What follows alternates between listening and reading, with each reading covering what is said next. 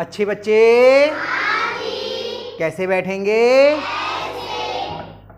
बेटा आज हम लोग अभ्यास शुरू करने जा रहे हैं 3F। पूर्णांक चल रहे हैं हम लोगों के। हमने पूर्णांकों का जोड़ देखा, घटाना देखा, गुणा देखा, भाग देखा, है ना।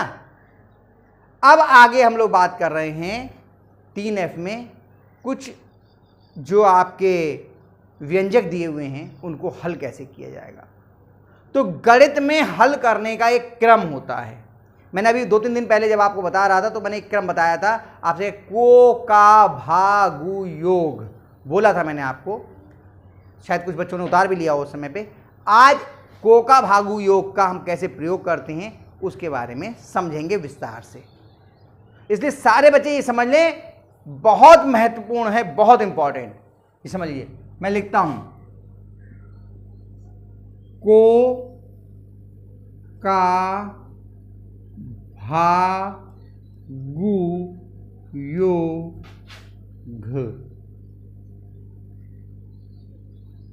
अंग्रेजी में से बोलते हैं कोष्ठक को, ये को का मतलब हुआ कोष्ठक, का भाग का मतलब हुआ भाग, गु का मतलब हुआ गुणा, योग का मतलब हुआ योग, योग मतलब जोड़, घ का मतलब घटाना। ये क्रम होता है किसी भी व्यंजक को हल करने का।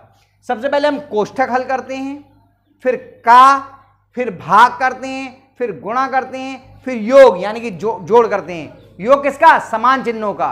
और फिर अलग अलग चिन्ह की अगर बचते तो उनका घटाना करते हैं। ये आपका पूरा नियम है। इसको अंग्रेजी में बोलते हैं बॉड मास, BODMAS। बी ब्रैकेट यानी कोष्ठक, O ऑफ मतलब का, डी डिवीजन यानी कि भाग, M मल्टीप्लिकेशन यानी कि गुणा, A एडिशन यानी योग, S सब्सट्रैक्शन यानी कि घटाना।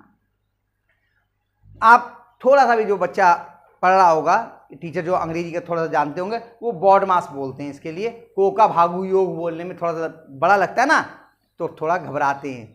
अधिकांश लोग इसके लिए क्या बोलते थे? बॉड मास। इसलिए मैंने बॉड मास यहां पर लिख दिया है।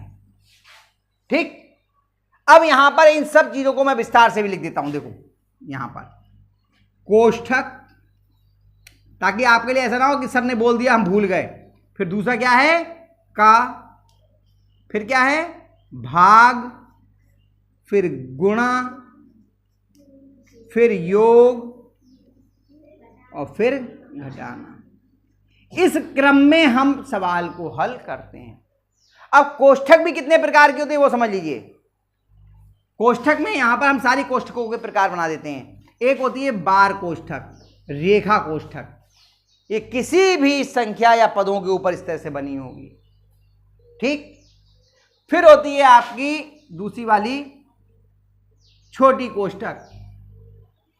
ये एक होती है मझली कोष्ठक जिसको बोलते हैं, अंग्रेजी में बोलते हैं इसको कर्ली ब्रैकेट। ठीक है, और एक जिसको हम बड़ी ब्रैकेट बोलते हैं या कोष्ठक बोलते हैं, इस तरह से बनती है। इसको अंग्रेजी में बोलते हैं स्क्वायर ब्रैकेट। क्रम यही है, पहले ये वाली कोष्ठक हल होगी, फिर ये वाली कोष्ठक हल होगी, फिर ये वाली और फिर ये वाली। जब कोष्ठक सब हल हो जाएंगी उसके बाद क्या करेंगे? हम का देखेंगे, कहीं का तो नहीं लिखा है। फिर देखेंगे कहीं भाग का चिन्ह तो नहीं है। फिर देखेंगे कहीं गुणा का चिन्ह तो नहीं है। फिर देखते हैं कहीं योग तो नहीं हो रहा है, समान चिन्ह के तो नहीं है।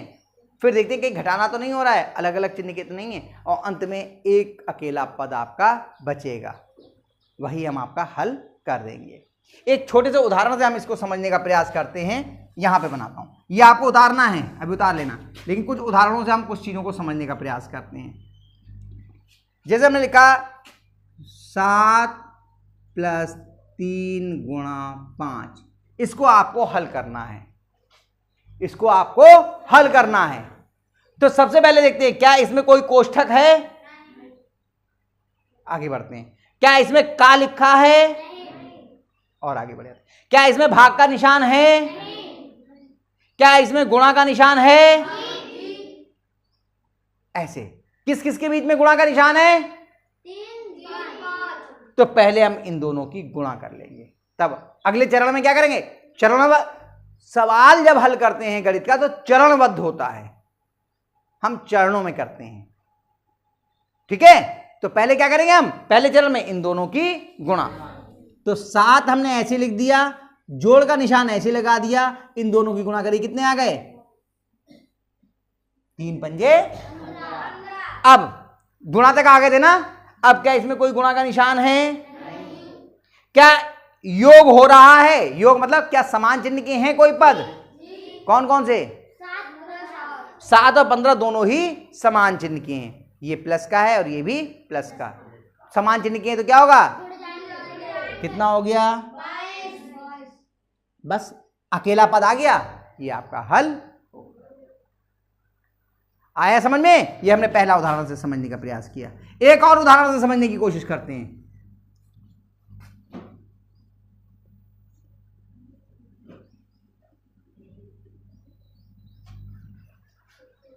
पहला, क्या इसमें कहीं कोष्ठक है?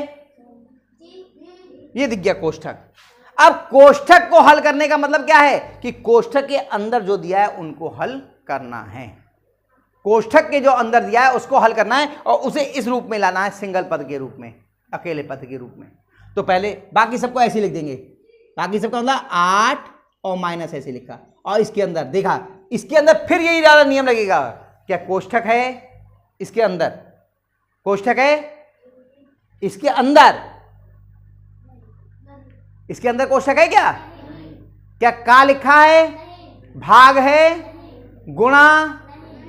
अब यहां तक तो ऐसे देखते हैं, फिर देखते हैं क्या दोनों समान चिन्ह के हैं? क्या कुछ पद ऐसे हैं जो समान चिन्ह के हैं?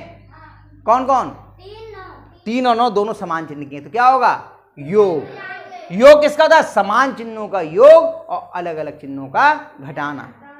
ये नियम बताने में अक्सर लोग गलती करते हैं, वो कहते हैं जोड़ घटाना, ना, जोड़ घटाना नहीं, समान चिन्हों का जोड़ और अलग अलग चिन्हों का फिर घटाना। तो ये दोनों समान चिन्ह के जुड़ गए, कितने हो गए, 12।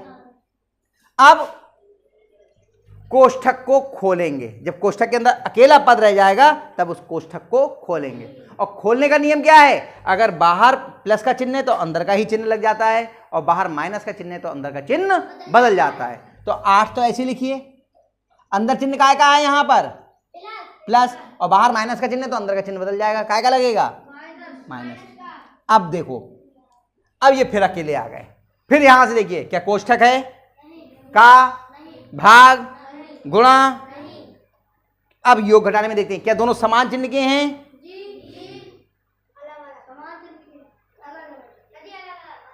विवेक बड़ी जोर से बोले थे, समान चिन्ह के। 8 धनात्मक है या ऋणात्मक? और 12 तो अलग अलग चिन्ह के हुए या एक से? तो बताओ, जुड़ेंगे या घटेंगे? चिन्ह काय का लगेगा, माइनस का। कितने आ जाएंगे, माइनस के। आ रहा है ये समझ में धीरे धीरे? एक आध उदाहरण और करके देखें और समझ में आएगा।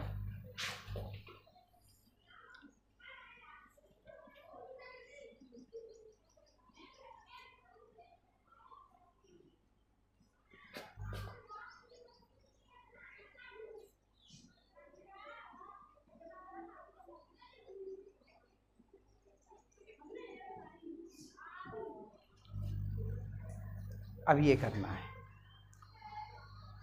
ठीक। सबसे पहले क्या चीज देखेंगे, क्या, अब ये हम बोल रहे हैं तो आपको बहुत लंबा लग रहा है, जब आपको ये याद होगा तो एक बार देखने में मान लिया कोष्ठक है या नहीं। क्या कोष्ठक है? तो पहले कोष्ठक हल करेंगे। क्या कितनी कोष्ठक है? कई कोष्ठक है, तो हर कोष्ठक को अलग अलग हल करेंगे। चलिए, 4 धन कितना आएगा इसके अंदर, बताओ क्या करेंगे? क्योंकि ना कोष्ठक है, ना का है, ना भाग है, केवल गुणा है। कितना आ जाएगा, 24 भाग, ये कितना आएगा, 4। ठीक। अब हमने क्या कहा है, कोष्ठक हल हो गया भाई, 7 में 3 या 4 आ गया।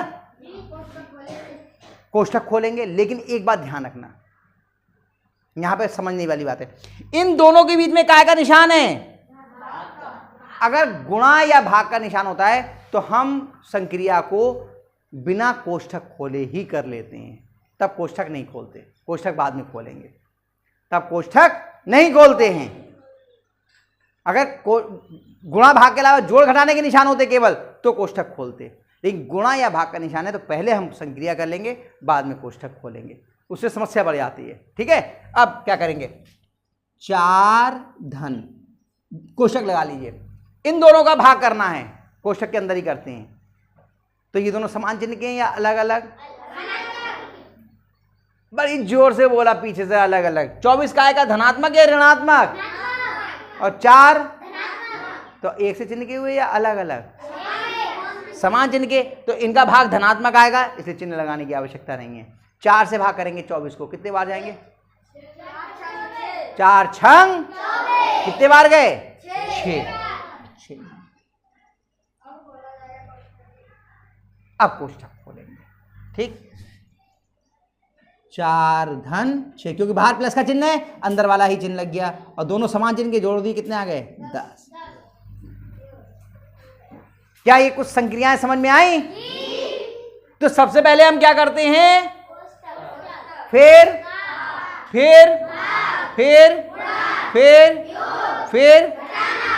इसी को बोलते हैं कोह का भागु योग।